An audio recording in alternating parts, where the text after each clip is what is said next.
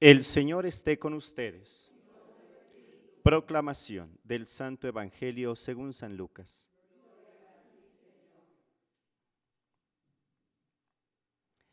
En aquel tiempo Jesús dijo a sus discípulos: He venido a traer fuego a la tierra, y cuánto desearía que ya estuviera ardiendo. Tengo que recibir un bautismo, y cómo me angustio mientras llega. ¿Piensan acaso que he venido a traer la paz a la tierra? De ningún modo. No he venido a traer la paz, sino la división. De aquí en adelante, de 5 que hay en una familia, estarán divididos 3 contra 2 y 2 contra 3. Estará dividido el padre contra el hijo contra el padre, la madre contra la hija y la hija contra la madre, la suegra contra la nuera y la nuera contra la suegra. Palabra del Señor. Purificación en mis labios para que proclame tu alabanza. ¿Pueden tomar asiento?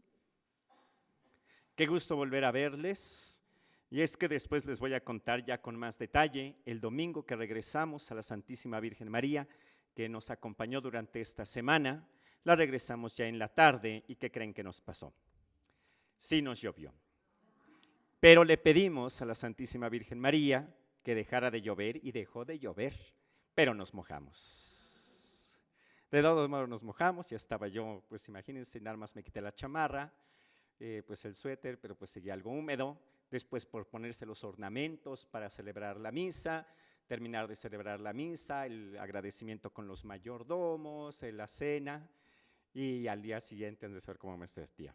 Bueno, gracias a Dios los padres me han apoyado durante este periodo. Realmente sí es de que estuve yo con temperatura, pero gracias a Dios aquí estamos. Bueno, quisiera detenerme en esta ocasión en la primera lectura, en la carta a los romanos, y quisiera ponerles un poquito en contexto. Roma. Estamos hablando de los primeros viajes de San Pablo, siglo I. Roma comienza a expandirse y es entonces que San Pablo, junto con San Pedro y los demás apóstoles, comienzan a realizar todos sus viajes apostólicos. San Pedro va a Antioquía, Pablo comienza a irse a los diversos lugares, a Grecia, Santiago se queda en Jerusalén, Juan se va a Éfeso, comienzan todos los apóstoles, Santiago España, comienzan los apóstoles a ir a predicar el evangelio, como Jesús les dijo, vayan y prediquen por todo el mundo el evangelio. Entonces Pablo visita a los lugares, los así llamados paganos, es decir, los que no eran judíos. Pedro y los apóstoles van con la comunidad judía. Ellos, al ser judíos, el lugar a los cuales iban eran a las sinagogas. Desde las sinagogas ellos comenzaban a hablar y a predicar el evangelio. ¿Qué hizo Pablo? A diferencia de los apóstoles, él iba con los que no eran judíos. Y es entonces que hablaba a los griegos. Y tenemos un relato en los Hechos de los Apóstoles en el que va al Areópago a hablarles acerca de todos los dioses y dice: hay aquí una estela, una piedra que está dedicada al Dios desconocido. Yo vengo a platicarles de él, del que ustedes no conocen. Y así San Pablo va a diversos lugares hasta que llega a Roma. Roma, el imperio, la gran ciudad, la metrópoli, Angelópolis. Bueno, llega ya Pablo y ve las construcciones. Está el Coliseo, en el que ya se sabía. No sé si ustedes han visto la película de Los Juegos del Hambre. Está espantosa. Bueno, la primera parte es muy fuerte y uno llegaría a pensar, ¿llegaremos algún día a eso? De ver cómo hay un imperio y cómo el emperador manda a traer a 2 de cada distrito para que jugaran en público y el juego consistía en que se mataran hasta que sobrevivía uno y era el que ganaba los Juegos del Hambre. Pues, ¿qué creen? Esa película ya pasó, está inspirada en el Coliseo romano. Gente que iba para ver cómo los gladiadores se mataban hasta que quedara uno de los sobrevivientes. O sea, eso era una matanza. Y claro que en ese contexto llega Pablo y comienza a predicar el evangelio y comienza a convertir a algunos romanos. Y es ahora sí, ese es el contexto. Tenemos la carta del apóstol San Pablo a los romanos. Ese es el contexto. Y les dice: hermanos, ¿a poco no es difícil portarse bien? Ustedes creyeron que libertándose, que con una libertad, con un libertinaje, ustedes iban a estar bien y lo único que les causó fue vergüenza. Está muy bonita. Voy a seguir utilizando la comparación que ustedes tienen. Cuando ustedes eran esclavos del pecado, no estaban al servicio del bien ¿Y qué frutos recogieron de todo eso? De aquello que ahora les llena de vergüenza. Ninguno. Pues son cosas que conducen a la muerte. Y San Pablo comienza a hablarles de todo lo que habían hecho y lo que habían pasado. Pero ahora ya están libres del pecado y entregados al servicio de Dios, dando frutos de santidad. Y es que seguir la voluntad de Dios es bien difícil. Jesús también cuenta en uno de sus evangelios un pasaje muy bonito que nosotros lo conocemos. Es un cuentito, es una parábola, pero esa parábola no es que Jesús se la haya inventado. Nuestros hermanos judíos, cuando iban leyendo la Biblia y leían este pasaje, les sonaba. Y vamos a hacer ahorita la experiencia. Hace mucho tiempo estaba el rey David y tenía un hijo que se llamaba Absalón. Absalón era el hijo mayor, pero por influencia de sus amigos quería antes la corona. Pero para que se necesitara la corona, para que él llegara a ser el rey, se necesitaba una condición y era que el papá muriera. Pero los amigos le insistían para que él pudiera tomar posesión de la corona.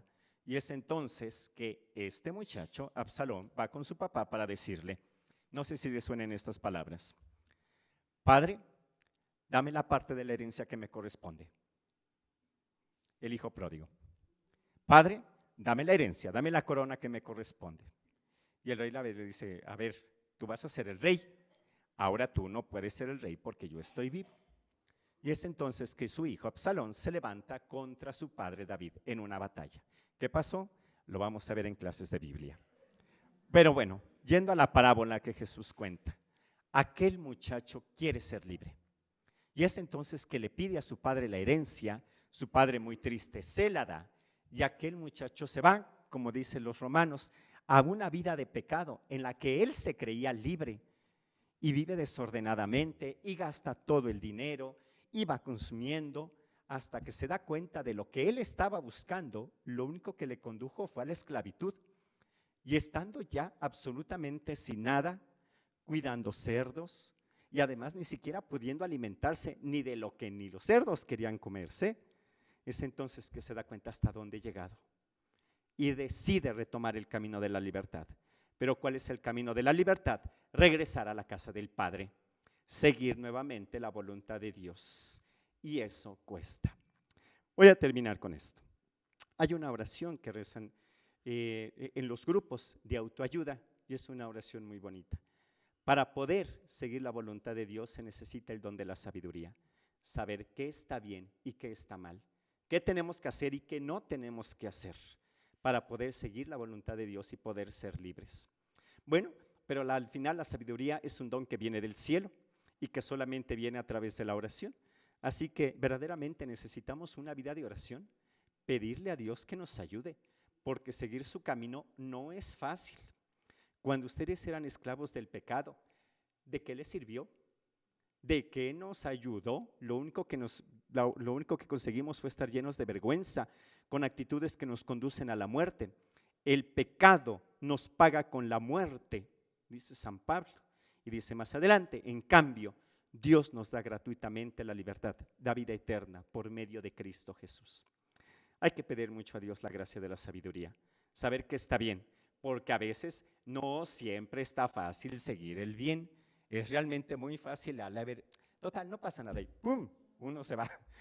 Realmente sí, el pecado solo nos conduce a la muerte, y es que es un camino tan fácil del cual después nos arrepentimos.